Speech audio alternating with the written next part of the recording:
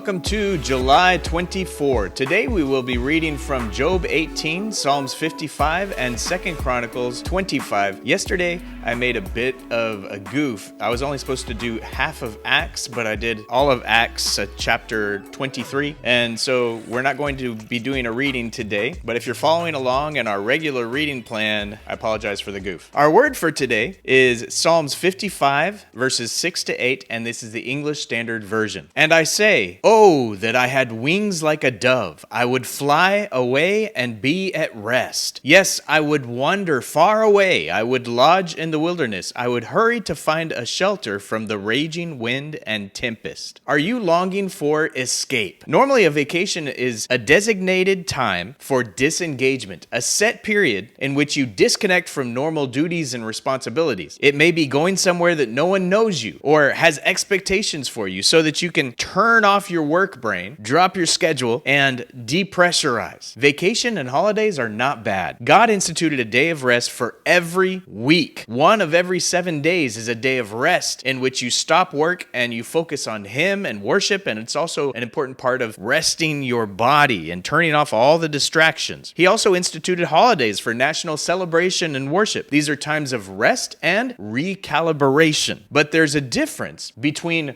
resting and running. When your house is on fire, you don't book a flight to Cabo, right? If we had the ability, many of us would escape every challenge and every storm. That's human to not desire to be in those things. But in our escape, we'd never grow and we'd benefit no one, including ourselves. Don't become an escape artist. I think that's a big thing in this generation that we live in now, where we're constantly focused on escapism. Vacations are okay, but escapism becomes a lifestyle. You can only run for so long before your legs give out or you end up crashing. Stop running or even entertaining thoughts of flight. Instead of looking for escape or shelter in a place, take refuge in a relationship. The one truly secure, impenetrable presence of Father God. All that life puts on you, fling it upon Him, and He will bear your burdens and sustain you. He will secure your stance and strengthen your arms. The Lord will rescue you. Rest in Him. Psalm 55:22. Cast your burden on the Lord, and He will sustain you. He will never permit the righteous to be moved.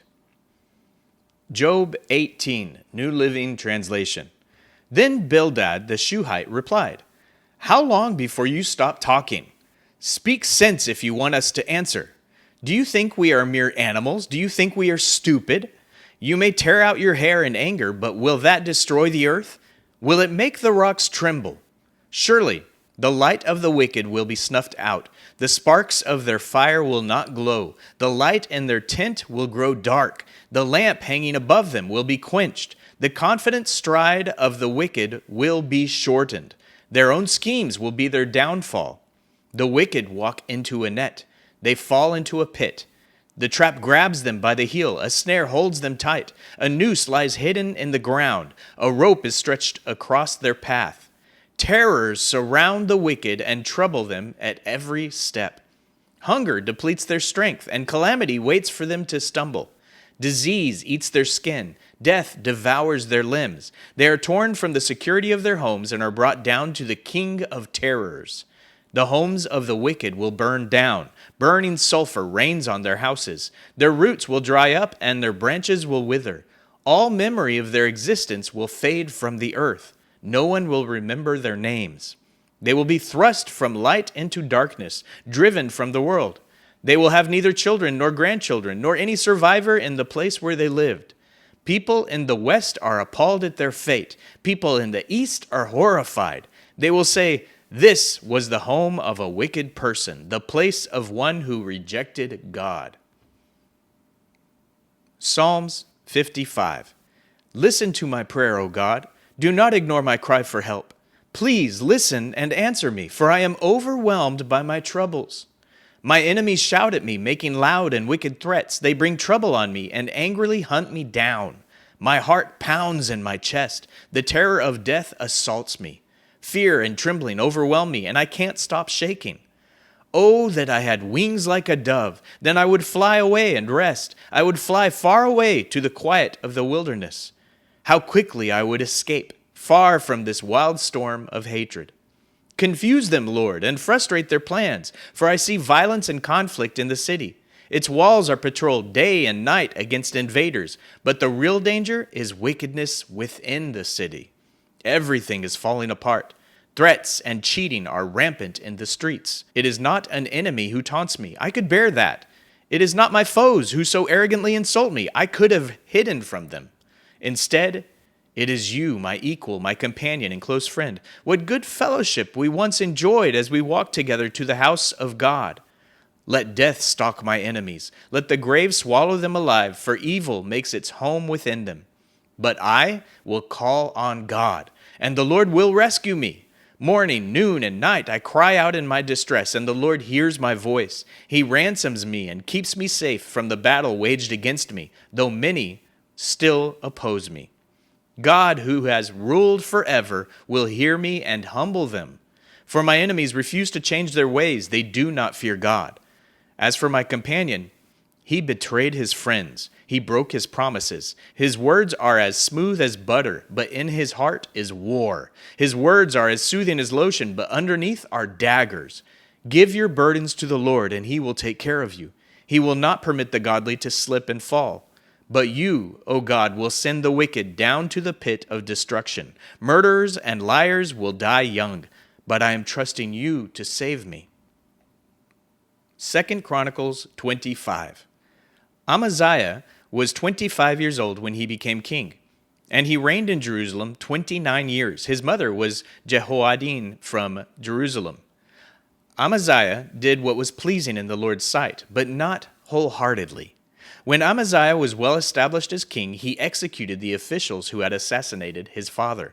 However, he did not kill the children of the assassins, for he obeyed the command of the Lord as written by Moses in the book of the law.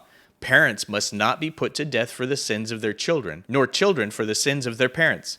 Those deserving to die must be put to death for their own crimes. Then Amaziah organized the army, assigning generals and captains for all Judah and Benjamin. He took a census and found that he had an army of 300,000 select troops, 20 years old and older, all trained in the use of spear and shield. He also paid about 7,500 pounds of silver to hire 100,000 experienced fighting men from Israel. But a man of God came to him and said, "Your Majesty, do not hire troops from Israel, for the Lord is not with Israel. He will not help those people of Ephraim. If you let them go with your troops into battle, you will be defeated by the enemy, no matter how well you fight. God will overthrow you, for he has the power to help you or to trip you up." Amaziah asked the man of God, "But what about all that silver I paid to hire the army of Israel?" The man of God replied, "The Lord is able to give you much more than this." So Amaziah discharged the hired troops and sent them back to Ephraim. This made them very angry with Judah, and they returned home in a great rage. Then Amaziah summoned his courage and led his army to the Valley of Salt, where they killed 10,000 Edomite troops from Seir. They captured another 10,000 and took them to the top of a cliff and threw them off, dashing them to pieces on the rocks below. Meanwhile, the hired troops that Amaziah had sent home raided several of the towns of Judah between Samaria and Beth-horon. They killed 3,000 people and carried off great quantities of plunder. When King Amaziah returned from slaughtering the Edomites, he brought with him idols taken from the people of Seir. He set them up as his own gods, bowed down in front of them, and offered sacrifices to them. This made the Lord very angry, and he sent a prophet to ask, "Why do you turn to gods who could not even save their own people from you?" But the king interrupted him and said, "Since when have I made you the king's counselor? Be quiet now before I have you killed." So the prophet stopped with this warning, "I know that God has determined to destroy you because you have done this and have refused to accept my counsel." After consulting with his advisors, King Amaziah of Judah sent this challenge to Israel's king Jehoash, the son of Jehoahaz and grandson of Jehu. "Come and meet me in battle." But King Jehoash of Israel replied to King Amaziah of Judah with this story. "Out in the Lebanon mountains, a thistle sent a message to a mighty cedar tree. 'Give your daughter in marriage to my son.' But just then a wild animal of Lebanon came by and stepped on the thistle, crushing it. You are saying, 'I have defeated Edom,' and you are very proud of it. But my advice is to stay at home. Why stir up trouble that will only bring disaster on you and the people of Judah?" But Amaziah refused to listen, for God was determined to destroy him for turning to the gods of Edom. So King Jehoash of Israel mobilized his army against King Amaziah of Judah. The two armies drew up their battle lines at Beth Shemesh in Judah. Judah was routed by the army of Israel, and its army scattered and fled for home. King Jehoash of Israel captured Judah's king Amaziah, son of Joash and grandson of Ahaziah, at Beth Shemesh. Then he brought him to Jerusalem, where he demolished 600 feet of Jerusalem's wall, from the Ephraim gate to the corner gate. He carried off all the gold and silver and all the articles from the temple of God that had been in the care of Obed-Edom. He also seized the treasures of the royal palace, along with hostages, and then returned to Samaria. King Amaziah of Judah lived for 15 years after the death of King Jehoash of Israel. The rest of the events in Amaziah's reign, from beginning to end, are recorded in the book of the kings of Judah and Israel. After Amaziah turned away from the Lord, there was a conspiracy against his life in Jerusalem, and he fled to Lachish. But his enemies sent assassins after him, and they killed him. They brought his body back on a horse, and he was buried with his ancestors in the city of David.